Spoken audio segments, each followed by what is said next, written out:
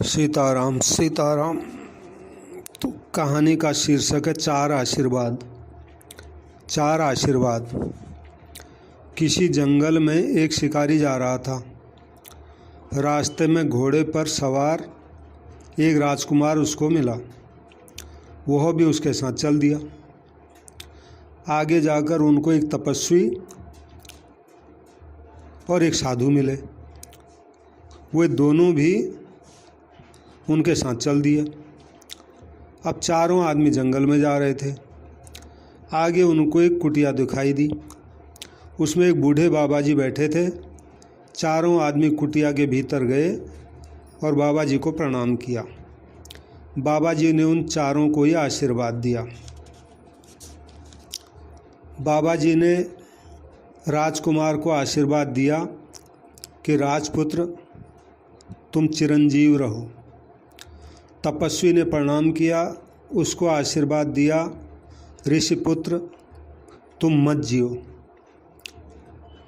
और साधु ने प्रणाम किया, उसको कहा बाबा जी ने आशीर्वाद में तुम चाहे जियो चाहे मरो, जैसी तुम्हारी मर्जी वैसा करो। अब जो चौथा था शिकारी, उसने प्रणाम किया तो उसको बाबा जी ने आशीर्वाद दिया तुम न जियो न मरो।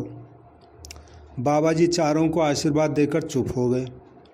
अब चारों आदमियों को बाबा जी का आशीर्वाद समझ में नहीं आया, क्योंकि चारों को अलग अलग आशीर्वाद दिया था। तो चारों ने प्रार्थना की कि बाबा जी आप कृपा करके अपने आशीर्वाद का अर्थ हमें समझाइए। बाबा जी बोले भैया, राजा को नरकों में जाना पड़ता है। मनुष्य पहले तप करता है, तप के प्रभाव से राजा बनता है, और फिर राजा बन के पाप करके मरकर नरकों में जाता है। तपेश्वरी राजेश्वरी और राजेश्वरी नरकेश्वरी। इसलिए मैंने राजकुमार को सदा जीते रहने का आशीर्वाद दिया। जीता रहेगा तो सुख पाएगा, नहीं तो मर के तो नरक में जाना ही है। तपस्या करने वाला जीता रहेगा, और तपस्या करने वाला जीता रहेगा तो तप करके शरीर को कष्ट देता रहेगा। वह मर जाएगा तो तपस्या के प्रभाव से स्वर्ग में जाएगा अथवा राजा बनेगा। इसलिए मैंने तपस्वी को मर जाने का आशीर्वाद दिया, जिससे वो सुख पाए। अब साधु को बोला कि साधु जीता रहेगा तो भजन स्मरण करेगा, दूसरों का उपकार करेगा, मर जाएगा तो भगवान के धाम जाएगा। वह जीता रहे तो भी आनंद, मर जाए तो भी आनंद है। इसलिए उसको ऐसा आशीर्वाद दिया मैंने कि तुम चाहे जियो चाहे मरो, तुम्हारी मर्जी। अब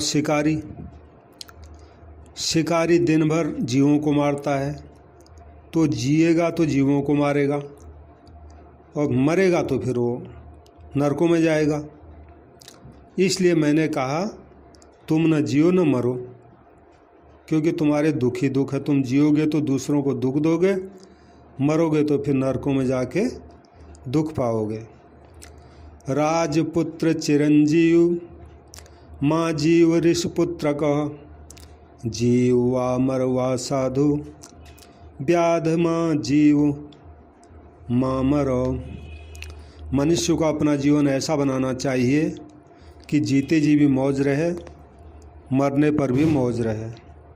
साधु बनना है, पर साधु का वेश धारण करने की ज़रूरत नहीं है। गृहस्थ में रहते हुए भी मनुष्य साधु बन सकता है। भगवान का भजन स्मरण करे और दूसरों की सेवा करे तो यहाँ भी आनंद है और परलोक में भी आनंद है। दोनों हाथों में लड्डू हैं।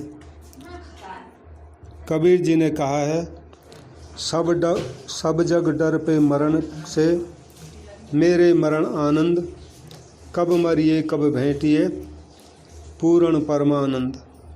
सियावर रामचंद्र की जय। पवन पुत हनुमात